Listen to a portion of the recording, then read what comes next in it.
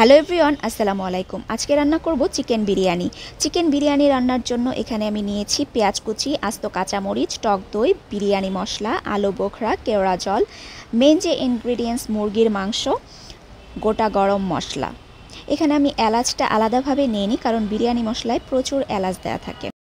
এবার একটি বোলে নিয়ে নিচ্ছি চিকেন, দিয়ে দিচ্ছি রসুন বাটা, পেঁয়াজ বাটা, শুকনো মরিচ ও জিরা একসাথে বাটা, আদা বাটা, লবণ, টক দই।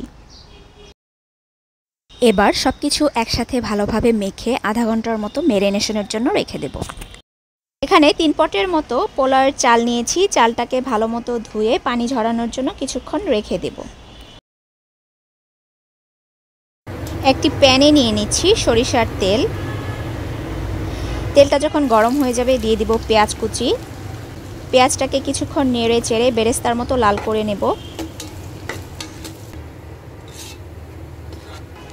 পেঁয়াজ বেরেস্তা হয়ে গেলে এবার কিছু বেরেস্তা তুলে রাখবো ডেকোরেশনের জন্য।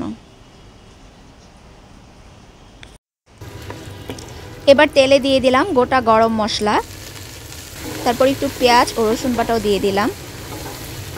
এবার ম্যারিনেট করা মাংসটা দিয়ে দিব। মাংসটাকে নেড়ে চেড়ে কষিয়ে নেব।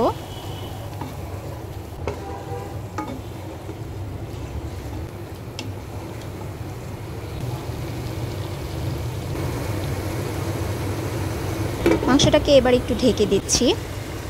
দেখুন মাংস থেকে কিন্তু হিউজ পানি বের হয়েছে, যা দিয়ে চিকেনটা খুব ভালোভাবে কষানো হয়ে যাবে। চিকেনটা কষানো ডান। এবার চিকেনটা সিদ্ধ হওয়ার জন্য আমি পরিমাণ মতো গরম পানি দিয়ে দিচ্ছি।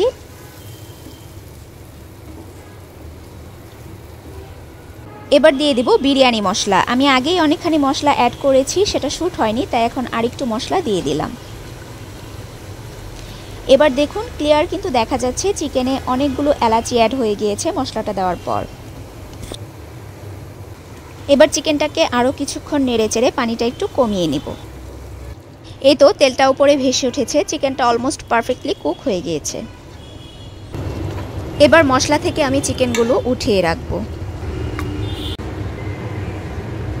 এবার বাকি মশলায় ধুয়ে পানি ঝরিয়ে রাখা পোলাও চালটা দিয়ে দিব। মশলাটার সাথে চালটা ভালোভাবে ভেজে নেব কিছুক্ষণ।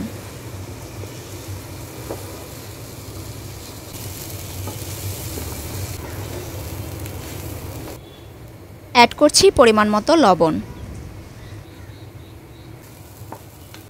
দিয়ে দিচ্ছি পরিমাণ মতো গরম পানি। এ পর্যায়ে আমি আরও একটু বিরিয়ানি মশলা দিয়ে দিচ্ছি।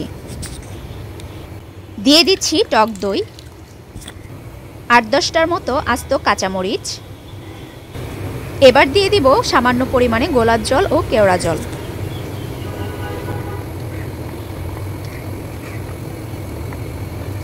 তিনটা আলু বোখরা দিয়ে দিচ্ছি। দিয়ে দিচ্ছি কিশমিশ। এটা আমার পার্সোনাল চয়েস, আপনারা ইচ্ছে করলে দিতে পারেন, আবার নাও দিতে পারেন। আমার কাছে ভালো লাগে তাই আমি দিলাম। এবার সব কিছুকে আলতো হাতে নেড়ে চেড়ে মিশিয়ে নেব। চালটা যখন একটু কুক হয়ে যাবে তখন তুলে রাখা চিকেনগুলো দিয়ে দিব।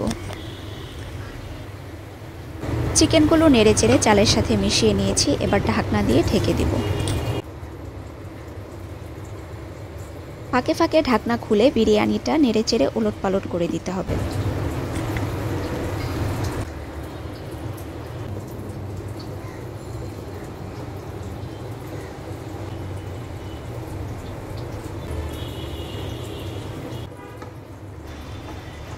এবার বিরিয়ানিটাকে ঢাকনা দিয়ে ঢেকে দমে বসিয়ে রাখবো প্রায় 20 মিনিটের মতো।